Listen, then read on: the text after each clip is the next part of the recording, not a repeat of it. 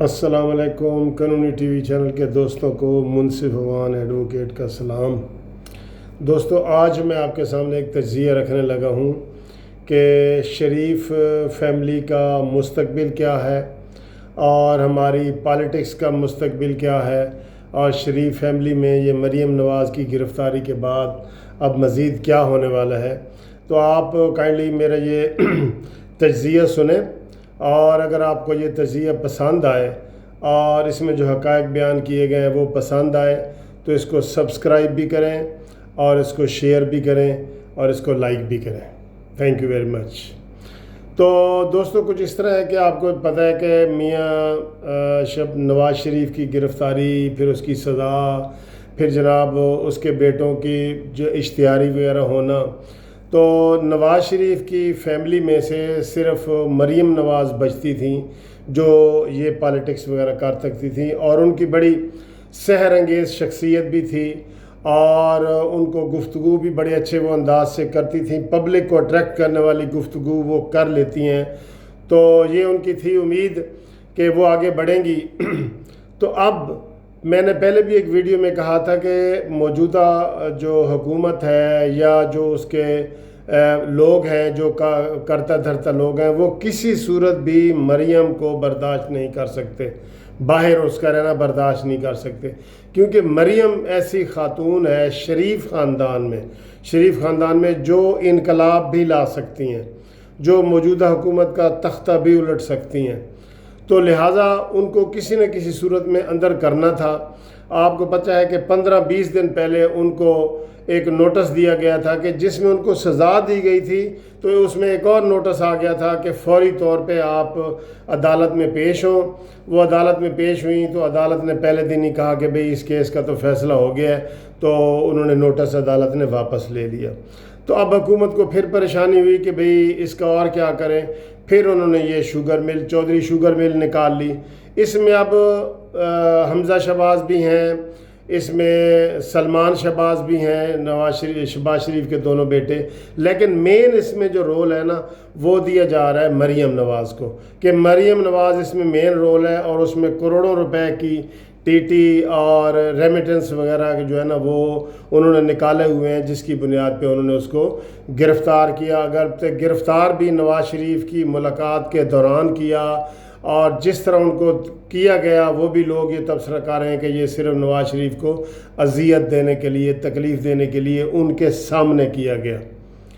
اچھا جی، یہ تو نواز شریف کی فیملی تو ختم، کیونکہ بیٹے دونوں آنا نہیں چاہتے، اور کلثوم نواز کی پہلے ڈیتھ ہو گئی ہے۔ اب بچا ہے شہباز شریف صاحب کو آپ شروع سے دیکھ لیں کہ وہ ہمیشہ ان کا جو بیانیہ ہے وہ نواز شریف سے مختلف رہا ہے۔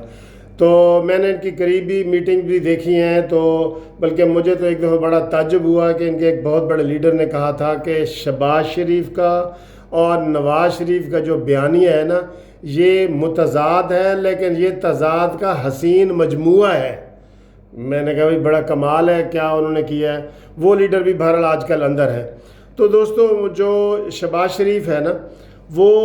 اگلے مہینے ہی اس نے اندر چلے جانا ہے، ستمبر کے مہینے میں، اکتوبر سے پہلے جو فضل الرحمان نے کہا کہ اکتوبر میں اسلام آباد لاک ڈاؤن کروں گا، اس سے پہلے شہباز شریف صاحب بھی جیل میں ہوں گے، کیونکہ ایک کیس میں وہ بیل پہ ہیں اور باقی میں نوٹس پہ ہیں، اور وہ حاضریاں لگوا رہے ہیں نیب میں۔ تو میں آپ کو یہ بتا دوں کہ اہل اقتدار جو لوگ ہیں نا وہ شریف خاندان کو کسی صورت بھی برداشت نہیں کریں گے،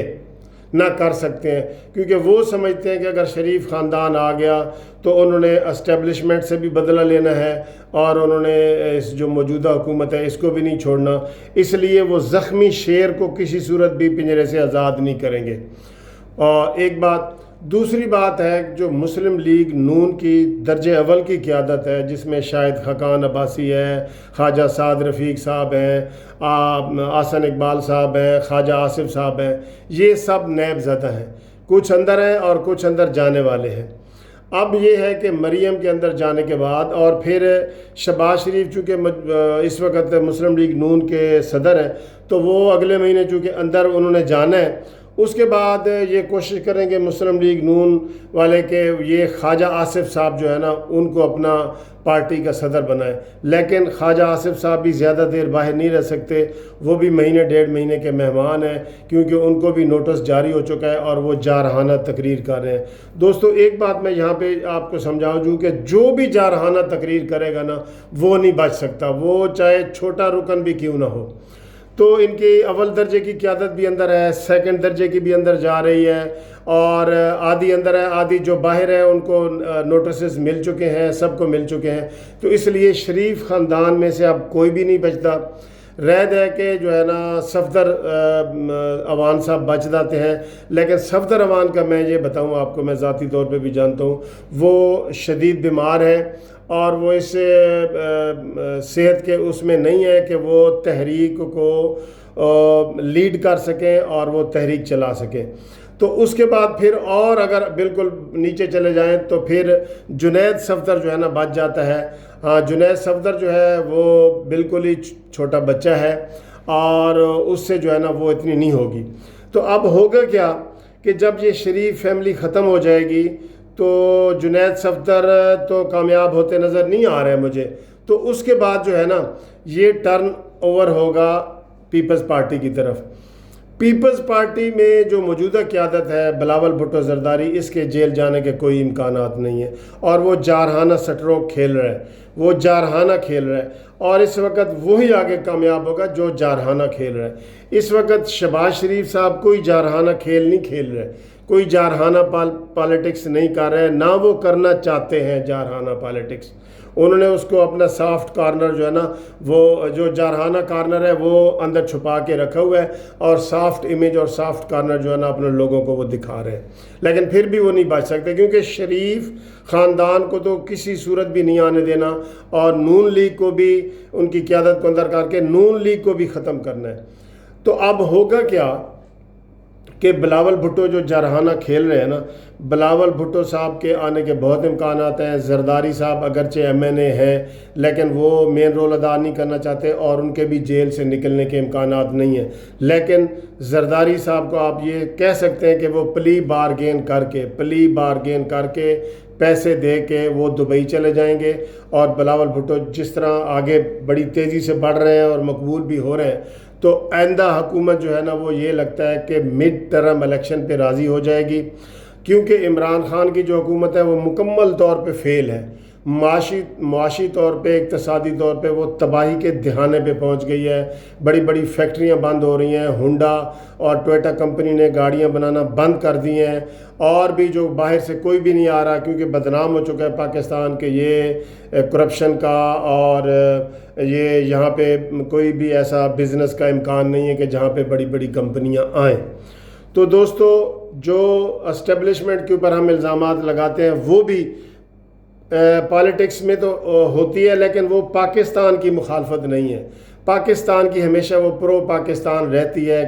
ہر طرح کی وہ رہتی ہے۔ تو انہوں نے جب دیکھنا ہے عمران خان کو، اور 6 مہینے 7 مہینے دیکھنا ہے کہ اس کی معیشت بحال نہیں ہو رہی اور قرضے بہت زیادہ ہو گئے ہیں۔ وہ کہتے تھے نا پہلے کہ پہلے ہر پاکستانی 1,20,000 پہ مقروض تھا، تو اب وہ 2 لاکھ پہ چڑھ گئے، اتنے زیادہ قرضے ہو گئے، تو معاشی طور پہ پاکستان بالکل ڈوب ہو گیا ہے اور دیوالیہ ہونے کے برابر ہے۔ تو جب اسٹیبلشمنٹ یہ دیکھے گی کہ پاکستان دیوالیہ ہو رہا ہے، تو انہوں نے ایسا ماحول بنا دینا ہے کہ عمران خان کی جو ہے نا وہ چھٹی ہو جائے گی، اور عمران خان کی جب چھٹی ہوگی تو متبادل قیادت میں 2 لوگ رہ جاتے ہیں، مولانا فضل الرحمان اور بلاول بھٹو زرداری، جو دونوں جارحانہ طریقے سے کھیل رہے ہیں۔ تو مولانا فضل الرحمان صاحب کی تو کوئی پنجاب میں یا سندھ میں کوئی ایسی خاص حیثیت نہیں ہے، البتہ جو بلاول بھٹو ہیں وہ بہت اٹریکٹیو ہیں، اور وہ اس ساری صورتحال کا فائدہ اٹھا سکتے ہیں۔ عمران خان کی جو کشتی ڈوب رہی ہوگی، جب کشتی ڈوب رہی ہوگی تو اس میں سے کافی لوگ جو ہے، کیونکہ زیادہ تر وہ یہ فواد چودھری صاحب، فردوس عاشق اوان، پیر چند، بابر اوان، یہ سارے جو لوگ ہیں، یہ پھر واپس جو ہے نا بلاول بھٹو ان کو کہے گا کہ آپ کو کچھ نہیں کہا جائے گا، آپ واپس آ جائیں، تو یہ سارے جو ہے نا وہ واپس آ جائیں گے، اور وہ ایک ماحول بن جائے گا، اور اگلی حکومت جو ہے وہ سال کے اندر مڈ ٹرم الیکشن میں یہ دیکھ رہا ہوں کہ وہ بلاول بھٹو زرداری اور پیپلز پارٹی کی حکومت آ جائے گی۔ دوستو یہ میرا تجزیہ ہے موجودہ حالات کے مطابق، اور اگر آپ کو یہ تجزیہ پسند آیا ہے تو اس کو سبسکرائب کریں قانونی ٹی وی چینل کو۔ باقی السلام علیکم اور گڈ نائٹ۔